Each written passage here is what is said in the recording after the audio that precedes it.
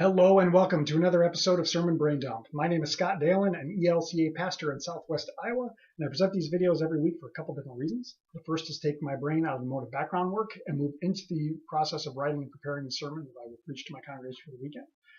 And the second reason that I prepare these is allow you, the viewer, who have come across this video for whatever reason has brought you here today, to gain some different insight into the signed gospel text. Today, a tiny view behind the curtain.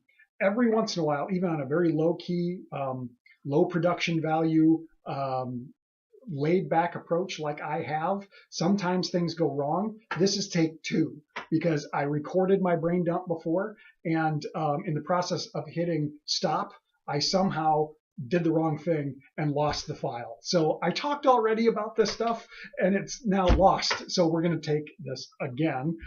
Might be a little different. I don't know. We'll see. But here's what's going on. This particular Sunday, April 16th, 2017, Resurrection of our Lord Sunday, also known, probably better known, as Easter Sunday. Exciting time. This is the Super Bowl for us here in the church. Without resurrection of Jesus Christ, our whole faith doesn't work. It just doesn't work. It's pretty central that we worship a risen Lord, a Lord who has come into, a God who has come into our reality through Jesus Christ. And in the event of the life and then the death and now the resurrection of Jesus Christ is what makes this all work. As I record this on Friday, which is my normal day for recording them, it's Good Friday. So today is the day when we celebrate's not the right word, but when we remember, when we try to do our best to experience along with Christ his passion, his arrest would have happened last night, late at night of Maundy, Thursday, following the Last Supper. But today will be his trial and his torture and crucifixion and death and burial. So that's happening today. And it's actually okay that we bring that up as we consider Good Friday and then Saturday when he's in the tomb before Easter Sunday. I've talked before, it's one of the things that kind of shapes me in my own thought, that yes, we are Easter people, we are people of the resurrection, and we live in the hope that we find in that promise that we will join with Christ in the resurrection, but we're also Saturday people because we live in the tension between the death and our own joining in the resurrection, whatever that's going to look like. We live in the tension between the two. In this significant pause on Saturday between the death and the resurrection. So what exactly do I mean by that? Well, that's an entire sermon in itself, and has to do with our theology in and around baptism and what's going on in baptism and what the promises of God mean for us and the death of the sinful self, et cetera, et cetera, et cetera. And I won't go deep into that. But I think that's important to have all of that in mind as we consider the text of the resurrection of Christ. A little tiny bit of background as I'm about to jump into it. Our gospel for the week, we're in the year of Matthew, so it's out of Matthew's account of the resurrection, Matthew 28, verses 1 through 10. We will hear immediately about the women going to the tomb, and here in Matthew's account, it's Mary Magdalene and the other Mary, or Mary Squared, I oftentimes call them. And they have been witnesses of the death and the burial. We heard about that in chapter 27, that they watched all of this happen. So they know he's dead. They've seen him buried, and that is important. Also important to note is following the death, the religious leaders who have heard Jesus say, past tense, that he will rise again, don't want his followers to be able to stage that. So they ask for a guard to be placed at the tomb and for the tomb to be sealed. And those guards are there, and we'll hear about them in the story as well. We don't know if they are actually Roman guards or if they are like the temple police. That doesn't really matter, but there is a guard that is there, and they are witnesses to all this that goes on too. So that's the background. Let's go ahead and jump in. Matthew 28, 1 through 10. After the Sabbath, as the first day of the week was dawning, Mary Magdalene and the other Mary Squared, went to see the tomb, and suddenly there was a great earthquake. For the angel of the Lord, descending from heaven, came and rolled back the stone and sat upon it. His appearance was like lightning, and his clothing white as snow. For fear of him, the guards shook and became like dead men. But the angel said to the women, "Do not be afraid. I know that you are looking for Jesus who was crucified. He is not here, for he has been raised, as he said. Come, see the place where he lay. Then go quickly and tell his disciples, he has been raised from the dead, and indeed he is going ahead of you into Galilee. There you will see him. This is my message for you." So they left the tomb quickly with fear and great joy, and they ran to tell his disciples. Suddenly Jesus met them and said, "Greetings." And they came to him, took hold of his feet, and worshipped him.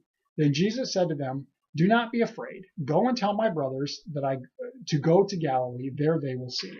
All right, that's the ending of the resurrection story. Okay, so some different thoughts.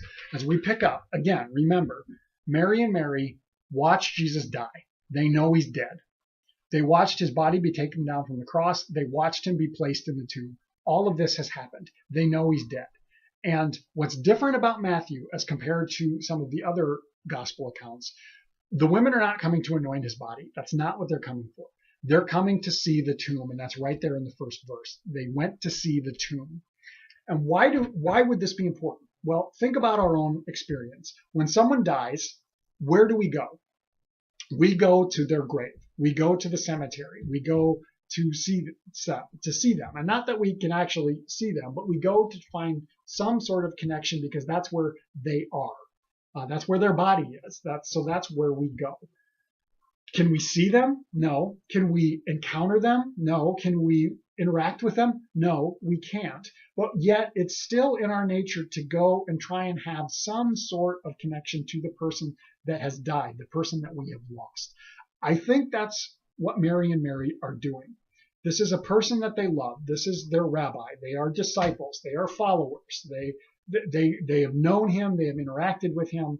They have experienced him alive, and in some way they want to try and still have that connection with him, even though he's dead. That's what they're going to do. They're going to look for a dead man. And we know that to be true based on what the angel says to them. Now, in addition to them going and to see the tomb, the guards, as I already mentioned, are there. So both of these groups are there when there's this earthquake, and Matthew loves earthquakes. There's several of them that occur in Matthew's gospel. So an earthquake happens, and the angel comes from heaven, rolls the stone away. And the guards see it, and they're freaked out, and we hear that they become like dead men. Now, we don't know if that means do they go into a coma, or do they lose consciousness because they're so freaked out, or are they just so scared they can't move? I think that's probably what it is. So they see it, and the women also see it. And then the angel greets the women. That's who he speaks to. And he says, first off, don't be afraid, which Jesus will also say. Jesus and the angel, their message is pretty similar, if you noticed. But don't be afraid. I know that you are looking for Jesus who was crucified. He is not here, for he has been raised. And then he says, come and see. Come into the tomb and see. And I think that's important. This is important for us to note that the resurrection has already happened here in Matthew. Jesus is already raised. We don't know when because we're not given that information. But the tomb is not opened in order to let Jesus out. The women see the tomb open and they don't watch Jesus come walking out. They walk in and see he's not there. And the angel invites them, come in and see he's not here. He has been raised. He was dead. He's not. So don't look for the living among the dead. He's not here. Here's the thing, and I'll say it again. The tomb is open, not for Jesus to get out, because somehow he's already been able to leave, but to let us in to see that he's not there, that the dead is no longer dead. Come and see. That's what's going on. We hear that the women are afraid, and the angel gives them the instructions, come and see, and then go and tell his disciples.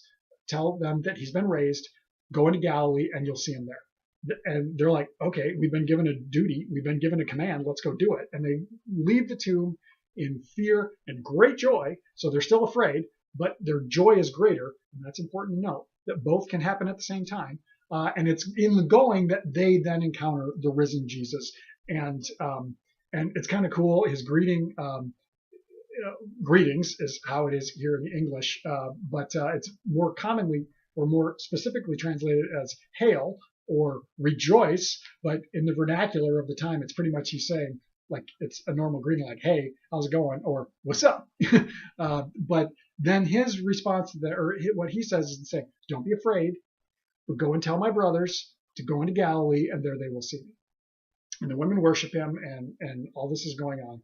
So the message, the command from both the angel and Jesus is the same. Go and tell what you have been instructed to do. And they clearly do, because after this story ends, a couple of things happen before the end of the gospel, which is very brief.